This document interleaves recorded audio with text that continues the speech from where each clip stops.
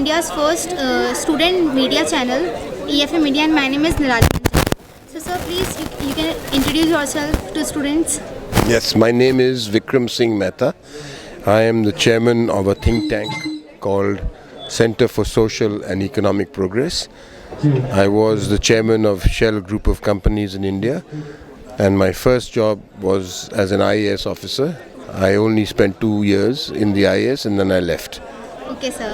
So, sir, I have many questions regarding IAS also. So, sir, we can firstly come in your session, about your session. So, sir, what was the concept of it? The session was on the energy transition. India currently uses oil, gas and coal for its energy requirements. Yes, sir. These are fossil fuels. Fossil fuels pollute the environment. So it is absolutely essential that India moves from fossil fuels to clean energy. Yes, sir. So the energy transition is how do you move from coal, oil, gas to solar and wind energy and biofuels and all energy sources that do not generate and emit carbon greenhouse gases. Yes, sir. तो sir Hindi चलेगा क्या? चलेगा. तो sir जैसे कि आपने बताया कि एनर्जी ट्रांजिशन का कॉन्सेप्ट था ये.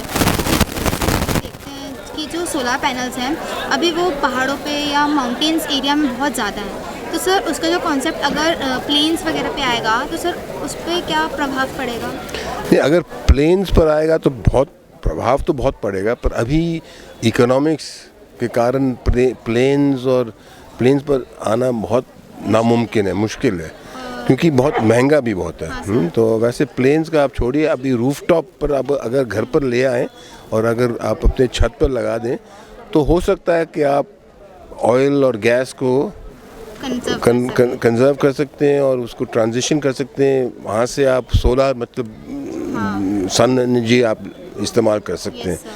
तो सोलर पैनल आपने घर में लगाइए, प्लेन वेल तो बाद में आएगा जी. टेक्नोलॉजी अभी उसका टेक्नोलॉजी और इकोनॉमिक्स वो अभी प्लेन में आना बहुत मुश्किल है. Okay sir. तो सर आपको ये VLF का एनवायरनमेंट कैसा लगा? आपका बहुत ही बढ़िया लगा मुझे. आप देखिए, आप लोग से मिले हम. हाँ, इसलिए बहुत बढ़िया है. आप लोग आए यहाँ पर तो मुझे तो अच्छा लगा यहाँ. एंड सर आप 2 साल IAS में थे, तो सर कुछ रूल्स रिगार्डिंग्स होते हैं स्टूडेंट से भी लेके यूथ से भी लेके, तो सर आप कुछ रूल्स रेगुलेशंस बताएंगे? नहीं, मुझे रूल्स रेगुलेशंस का तो बहुत कम मालूम है, क्योंकि मैं 2 साल ही था और बहुत साल हो गए. 40 साल पहले मैं IAS में 1978 में मैं यहाँ बहुत साल हो गए मुझे. 1978 में मैं IAS में आया, फिर 1980 मैंने अपना इस्तीफ़ा दे दिया. तो आप रूल्स रेगुलेशन तो किसी और, अभी तो यहाँ पर आप देखेंगे बहुत से IAS अफसर हैं. आप उनसे पूछिए, वो रूल्स रेगुलेशन आपका जो भी आपकी जो उनसे IAS के बारे में आप पूछना चाहते हैं उनसे पूछिए. मुझे वैसे IAS का कोई एक्सपीरियंस नहीं है, बहुत कम है. और सर एक छोटा सा आप मैसेज ट्रांसफ़र करना चाहेंगे? नहीं, आप लोग मैसेज तो यही है कि आप लोगों को अब पर्यावरण के बारे में आपको ध्यान होना चाहिए. आपको देखना चाहिए कि आप देखिए क्या हो रहा है. ग्लोबल वार्मिंग बहुत हो रही है. उससे बचने के लिए बस यही नहीं कि तकनीक आप सोलर या ये विंड या सोलर का इस्तेमाल करें. आप हमारा जो बिहेवियर है, हम जैसे गाड़ी में बैठकर चलें या यहाँ से हम बम्बई जाएं प्लेन में, इससे ये होता है कि कंजम्पशन, ये फॉसिल फ्यूल का जो कंजम्पशन है, डिमांड, वो बढ़ते जाता है. उसे हमें कम करना होगा.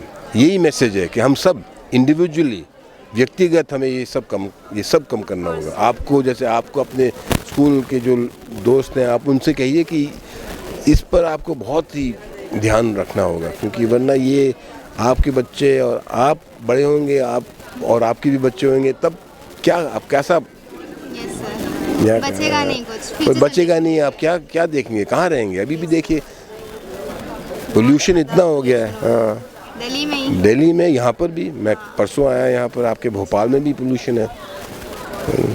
बहुत है ना. आप लोगों को इसी पर ध्यान रखना होगा. Okay, thank you so much. Thank you sir. अपेक्षा